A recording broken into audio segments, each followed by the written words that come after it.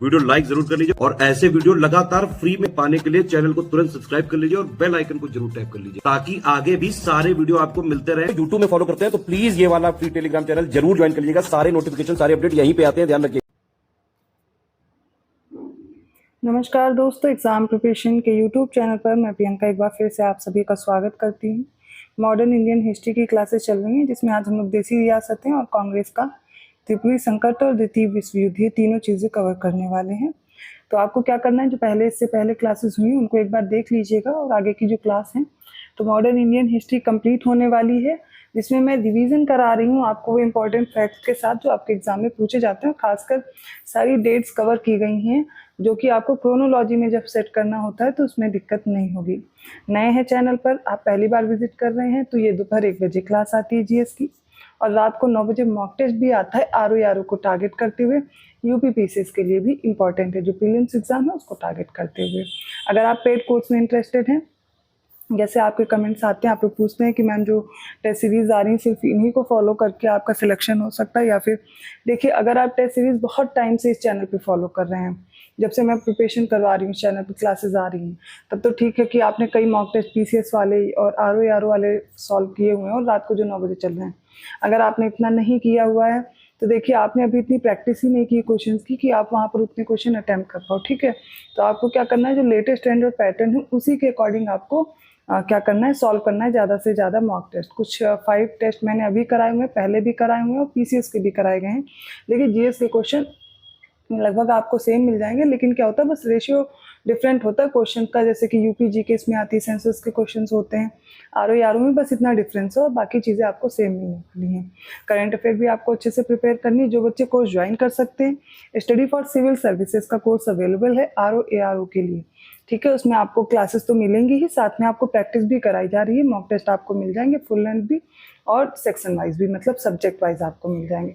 जो बच्चे कोर्स नहीं ज्वाइन कर सकते हैं वो इस चैनल पे जो क्लासेस हो रही हैं उनको तो करेंगे ही, साथ में जो मेन चैनल है स्टडी फॉर सिविल सर्विसेज का, वहाँ पर आपको फ्री में मॉक टेस्ट अवेलेबल कराए गए हैं। उसके साथ साथ सब्जेक्ट वाइज देखेंगे आपको हर सब्जेक्ट के 500,000 क्वेश्चन इस तरीके से मिल जाएंगे और उसके साथ ही फुल लेंथ मॉक टेस्ट भी कराए गए हैं। तो आप उस चैनल को भी फॉलो कीजिए, वहाँ पर आप प्लेलिस्ट देखिए, उस प्लेलिस्ट से भी आपको मॉक टेस्ट सॉल्व करने हैं उसको, और इस चैनल पे जो हो रहा है इतना कर लेना है। यूपी जीके से आपको देखना है कि जो भी करंट अफेयर के क्वेश्चन आते हैं उनको पहले कवर कीजिए।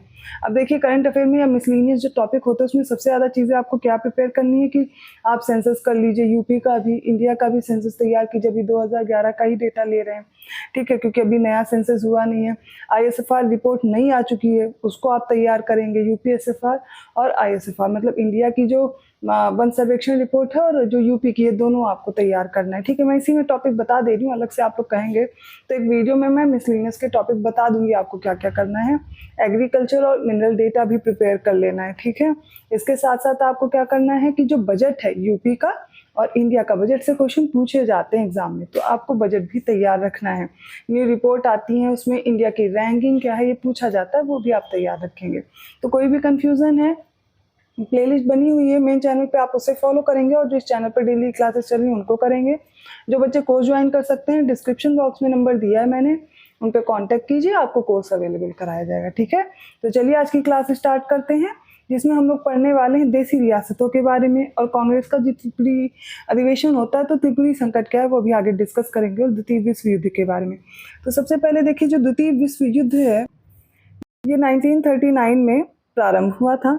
कांग्रेस ने युद्ध में समर्थन के बदले भारत को स्वतंत्र राष्ट्र घोषित किए जाने का प्रस्ताव रखा था कि हम तभी समर्थन करेंगे, हम तभी युद्ध में भाग लेंगे जब आप हमें स्वतंत्र कर देंगे।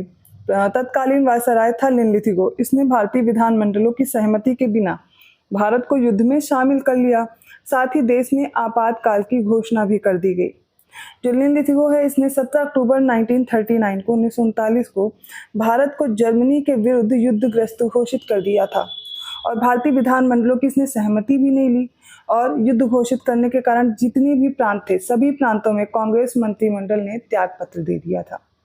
फिर द्वितीय विश्व युद्ध 1 सितंबर 1939 को जर्मनी के पोलैंड पर आक्रमण के साथ प्रारंभ हुआ था, जो कि 6 वर्षों बाद जापान के हिरोशिमा और नागासाकी पर अमेरिका द्वारा परमाणु बम गिराए जाने के बाद 1945 में समाप्त हुआ था।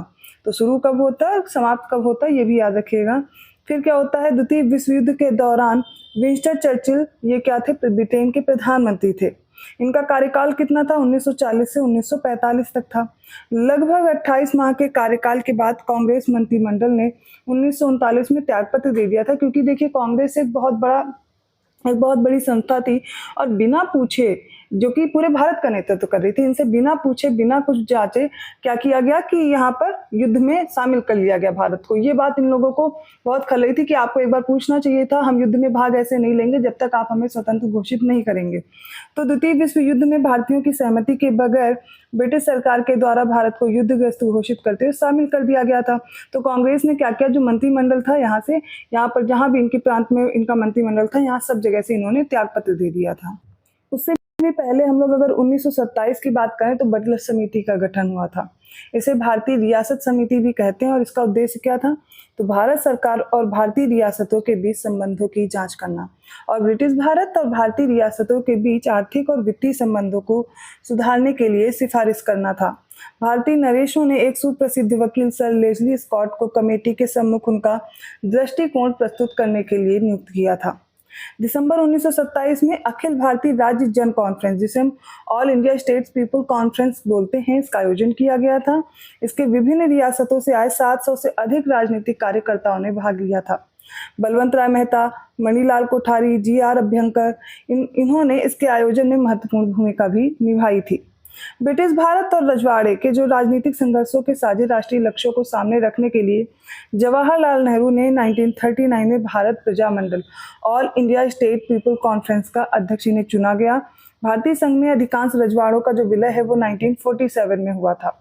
15 अगस्त 1947 तक सिवाय जूनागढ़, जम्मू कश्मीर और हैदराबाद, इन 3 को छोड़ दिया जाए तो सभी रजवाड़े भारत में शामिल हो गए थे और 1948 के अंत तक इन तीनों रियासतों को भी भारत से जुड़ने के लिए बाध्य होना पड़ा था। अंग्रेजी हुकूमत ने इन रियासतों को स्वाधीनता का दर्जा देकर बड़ी पेचीदा समस्या खड़ी कर दी थी। अंग्रेज जाते हुए भी कोई अच्छा कार्य करके नहीं गए थे, किंतु राष्ट्रीय नेतृत्व ने, विशेषकर सरदार वल्लभ भाई पटेल ने सबसे बड़ी और समझदारी सूझबूझ से इस समस्या को सुलझा दिया था। 26 अक्टूबर 1947 कश्मीर के महाराजा थे हरि सिंह। इन्होंने भारत में विलय के हस्ताक्षर पत्र जो थे इस पर प्रधानमंत्री जवाहरलाल नेहरू को सौंप दिए थे हस्ताक्षर करके। जवाहरलाल नेहरू शेख अब्दुल्ला को प्रधानमंत्री नियुक्त करवाते हैं और भारतीय सेना ने 27 अक्टूबर 1947 से पाकिस्तान के कबायली आक्रांताओं को भगाना आरंभ कर दिया था। यथावत समझौता 29 नवंबर 1947 को हैदराबाद रियासत और डोमिनियन ऑफ इंडिया के मध्य भी हस्ताक्षरित हुआ था और इस समझौते पर हैदराबाद राज्य के प्रधानमंत्री थे मीर लईक अली और डोमिनियन ऑफ इंडिया के गवर्नर थे जनरल लॉर्ड माउंटबेटन। इन्होंने हस्ताक्षर किए थे। भारत विभाजन के दौरान पंजाब राज्य ने एक संयुक्त और स्वतंत्र अस्तित्व की योजना प्रस्तुत की थी, लेकिन सरदार पटेल के प्रयासों से उनके जो मंसूबे थे इन पर पानी फिर गया था। पूर्वी पंजाब, पटियाला और पहाड़ी जो राज्य हैं इनका एक संघ बनाया गया जिसे पेप्सू कहा गया। उस समय पेप्सू का गठन किया गया था। वर्ष 1938 के कांग्रेस का जो हरिपुरा अधिवेशन होता, हम त्रिपुरी संकट की बात करने वाले हैं, तो हरिपुरा अधिवेशन में सुभाष चंद्र बोस कांग्रेस के पहली बार अध्यक्ष निर्विरोध बन गए थे। देखिए अभी हम लोग ये जो छोटी छोटी चीजें डिस्कस कर रहे हैं आगे डिटेल में भी देखने वाले हैं, ठीक है, लेकिन अभी यहाँ पर जो छोटे छोटे फैक्ट्स हैं उनको तैयार कर लीजिए। जैसे कि हम हरिपुरा अधिवेशन की बात करें, गुजरात में एक जगह जहाँ पर अधिवेशन हुआ था 1938 का, इसमें सुभाष चंद्र बोस निर्विरोध अध्यक्ष बन गए थे। फिर दूसरा अधिवेशन इसके बाद जो अगले साल होता है 1939 का, वो त्रिपुरी जो कि एमपी में है यहाँ पर होता है। तो यहाँ पर सुभाष चंद्र बोस थे और गांधी जी समर्थन कर रहे थे पट्टाभी सीतारमैया का। तो यहाँ पर पट्टाभी सीतारमैया पराजित हो जाते हैं और दोबारा फिर से जीत जाते हैं कौन, सुभाष चंद्र बोस। तो दूसरी बार अध्यक्ष तो बन गए थे, परंतु कार्यकारिणी के गठन के प्रश्न पर गांधी जी से मतभेद हो जाता है। इस कारण सुभाष चंद्र बोस क्या करते हैं, अपना त्यागपत्र दे देते हैं। अब जिसके बाद कौन बनता है अध्यक्ष, तो राजेंद्र प्रसाद को अध्यक्ष बनाया जाता है कांग्रेस का। वर्ष 1939 में त्रिपुरी संकट के बाद कांग्रेस की अध्यक्षता से त्यागपत्र के पश्चात सुभाष चंद्र बोस ने फॉरवर्ड ब्लॉक की स्थापना की थी और यह संगठन वामपंथी विचारधारा पर आधारित था। जब द्वितीय विश्व युद्ध के बदले यूरोप जो बादल हैं यूरोप में मंडरा रहे थे, तो सुभाष चंद्र बोस ने समय का लाभ उठाना चाहा। ब्रिटेन और जर्मनी के युद्ध का लाभ उठाकर प्रहार करके भारत की वे स्वाधीनता चाहते थे, स्वतंत्र करना चाहते थे। और उनका विश्वास आयरलैंड की इस पुरानी कहावत पर था कि इंग्लैंड की आवश्यकता आयरलैंड के लिए अवसर होगी। अतः उन्होंने गांधी जी तथा अन्य कांग्रेसी नेताओं को इस नीति पर लाना चाहा कि भारत की स्वतंत्रता के लिए इंग्लैंड के दुश्मनों की सहायता ले ली जाए। ठीक है। वर्ष 1939 में त्रिपुरी सम्मेलन में अध्यक्ष पद हेतु चुनाव में सुभाष चंद्र बोस गांधी जी समर्थित पट्टाभी सीतारमैया को 1377 मतों के जो मुकाबले में 1580 मतों से जीत जाते हैं।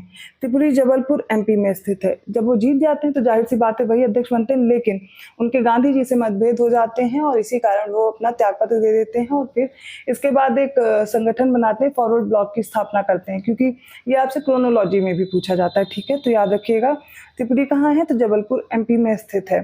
तो हमने क्या देखा, द्वितीय विश्व युद्ध के दौरान क्या होता है कि भारत को बेवजह झोंक दिया जाता है, कांग्रेस मंत्रिमंडल से इस्तीफा दे देते हैं क्योंकि उन्हें बिना बताए द्वितीय विश्व युद्ध में शामिल किया जाता है भारतीयों को।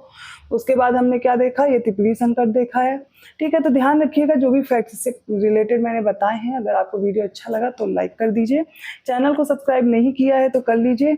और ये नंबर्स दिए गए हैं पेड कोर्स के बारे में तो मैंने बता दिया है। अगर आप प्रिपरेशन करना चाहते हैं पेड कोर्स के जरिए से तो आपको कोई भी स्टडी मटेरियल बाहर से जरूरत नहीं पड़ेगी। जितना कराया जा रहा है डेली टारगेट्स हैं उनके हिसाब से आप अपनी तैयारी करके सिलेक्शन सुनिश्चित कर सकते हैं। नंबर्स आपके सामने हैं, इन पे कांटेक्ट कीजिए। और जो बच्चे कोर्स नहीं ज्वाइन कर सकते मैं उनके लिए भी बता रही हूँ, मेन चैनल है स्टडी फॉर सिविल सर्विसेज का, उसमें आरओ की प्लेलिस्ट बनी हुई है और जो यहाँ पर क्लासेस हो रही है इन दोनों को फॉलो करते रहिए। मैं मिलती हूँ अगली क्लास में, तब तक के लिए धन्यवाद।